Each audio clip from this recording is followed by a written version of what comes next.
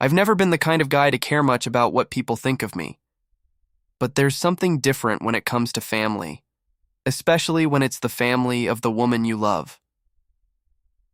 When I first started dating Emily, her sister Ava was thrilled. We got along great, laughed during family dinners, and even hung out a few times without Emily. Ava's husband, Mark? Not so much. Mark never said anything outright, but I could tell from the start he didn't think I was worth much.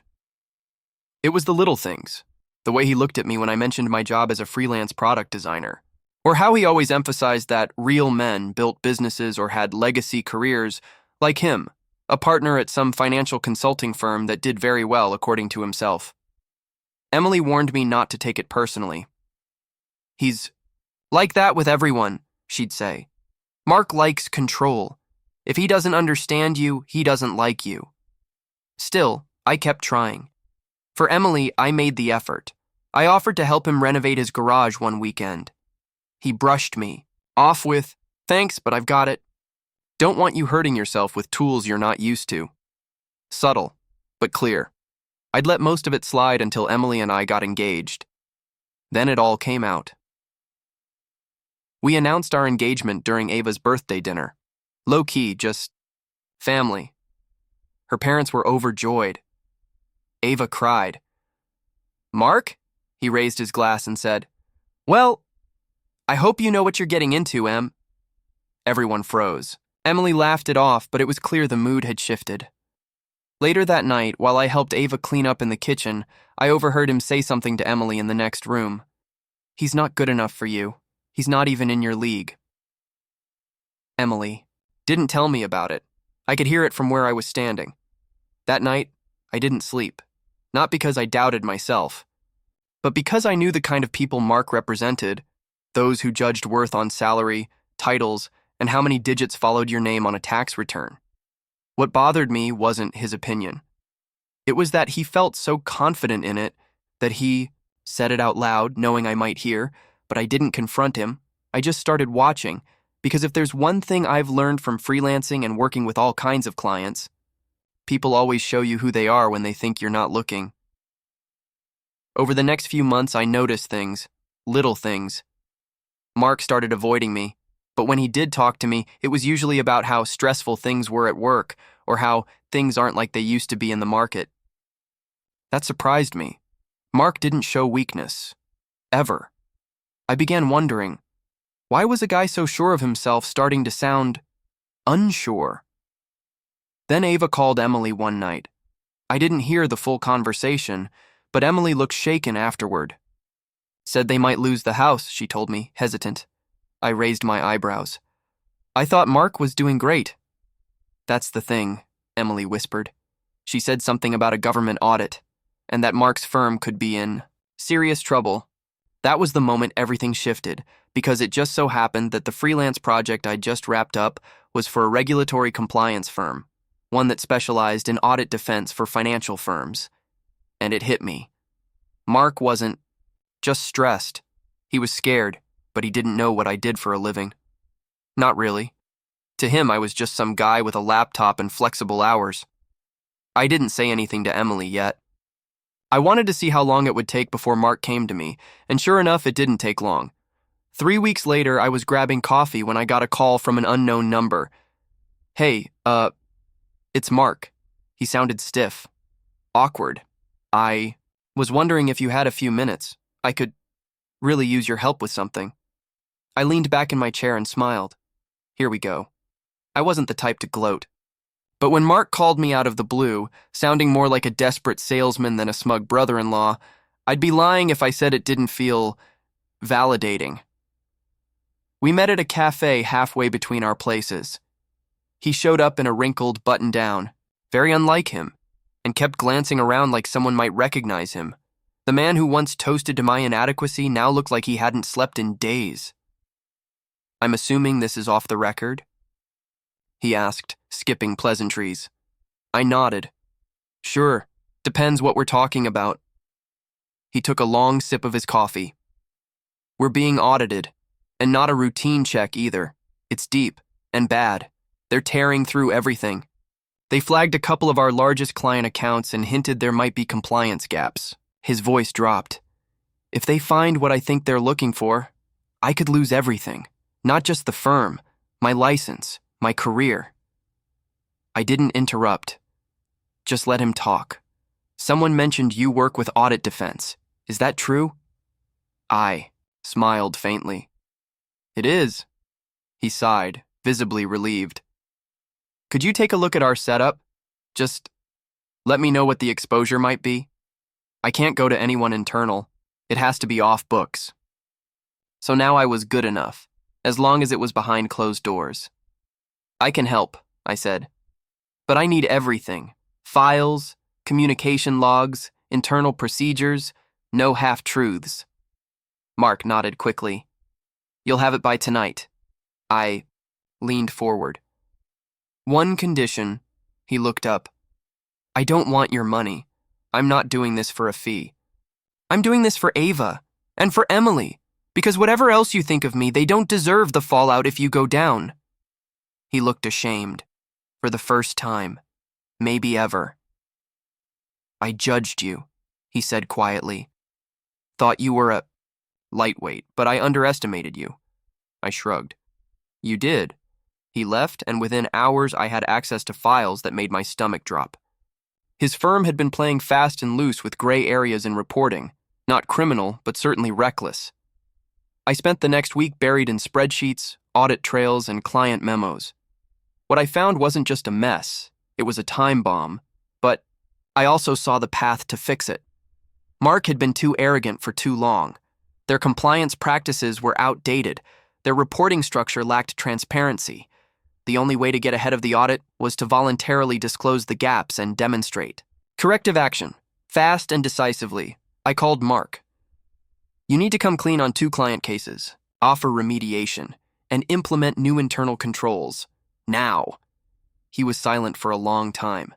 That would expose us. Not as much as getting caught will. You do this now, you can spin it as cooperation, proactivity, the regulators like that. He agreed. And to his credit, he did exactly what I said. Over the next 3 weeks, he followed every recommendation. The firm made a formal submission. They put me on contract, anonymously, to rewrite internal controls. I even coached one of their junior compliance managers on how to present the changes during the audit meetings. Then, one evening, Ava called Emily in tears. The lead auditor said they were impressed by the transparency. They're dropping half the penalties. Mark might actually get to keep his license. Emily turned to me, eyes wide. That was you, wasn't it? I just smiled. Told you freelancing wasn't all fun in coffee shops. Later that week, Mark invited me and Emily over for dinner. It was awkward at first, but halfway through the evening, after dessert, Mark got quiet. Then he stood up and did something no one expected. He got down on one knee. I judged you. I disrespected you. And I was wrong. You saved my career, my family. I'll never be able to repay you, but I want to start by saying I'm sorry. Truly. I didn't expect him to grovel. But that moment, honest and raw, meant more than any apology could have. I didn't do it for you, I said plainly, but I'm glad you're standing again. He nodded, and we shook hands, and for the first time, it wasn't forced. After that night, things didn't return to normal. They evolved into something new. For the first time since I started dating Emily, her family saw me for who I was, not who they expected me to be. It wasn't instant. It was awkward at first. Mark still struggled to shake old habits. He'd occasionally slip and ask me what I did for a living, as if forgetting he owed me his career. But now there was humility behind it. Gratitude, even. The firm survived the audit. Barely. They were slapped with some conditions and follow-up reviews, but the fallout wasn't fatal, thanks to the voluntary disclosures and the updated controls I had helped put in place. One of the junior compliance officers I mentored even reached out separately, asking if I offered career coaching. Word was getting around. Emily and I started getting invited to more family events, not out of obligation, but genuinely. Her parents warmed up too.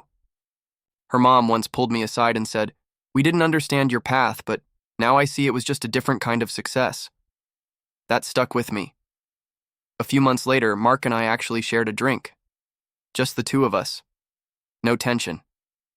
He opened up more than I thought he ever would. "You know," he said, "I wasn't just being a snob. I was scared. You reminded me of everything I wasn't. Someone who chose his own path. I took the traditional route because I thought it made me bulletproof. Turns out it made me blind." I didn't say anything for a second. Then I offered a quiet, "I get it," and I did. I wasn't perfect either. I had judged him too, assumed he'd never see past his ego. But people can surprise you when you give them space to grow. Eventually, he offered me a permanent advisory role with the firm. Said I could work remotely, name my rate.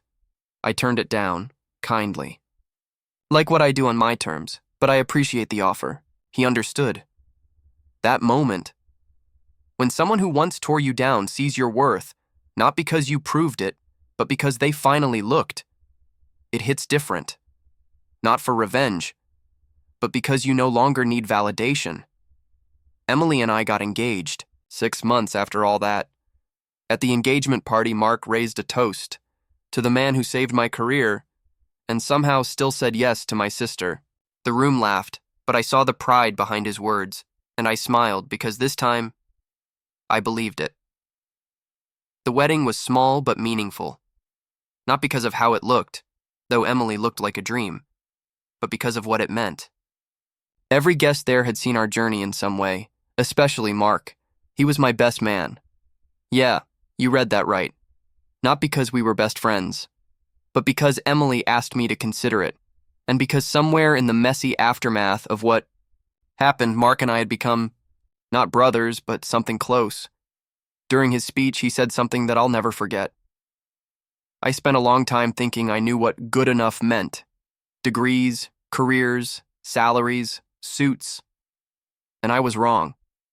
What's good enough for someone else might be exactly wrong for you. And this man, he looked at me, glass raised, taught me that without ever trying to. He paused and his voice cracked. He saved me from ruining my life and still treated me with respect.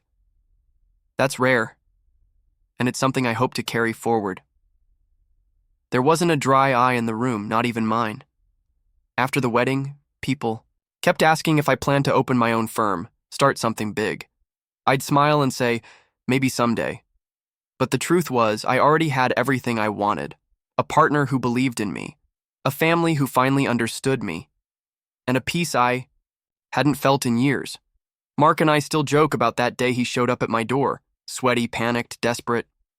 He says it was the most humbling moment of his life. I tell him, it was the moment we both grew up. And maybe that's the real ending. Not a dramatic twist, not revenge, but growth. The kind that doesn't show up in headlines or punchlines, but in quiet dinners, shared responsibility, and mutual respect. So yeah, once my brother-in-law said I wasn't good enough for his sister. Now, he thanks me for not listening.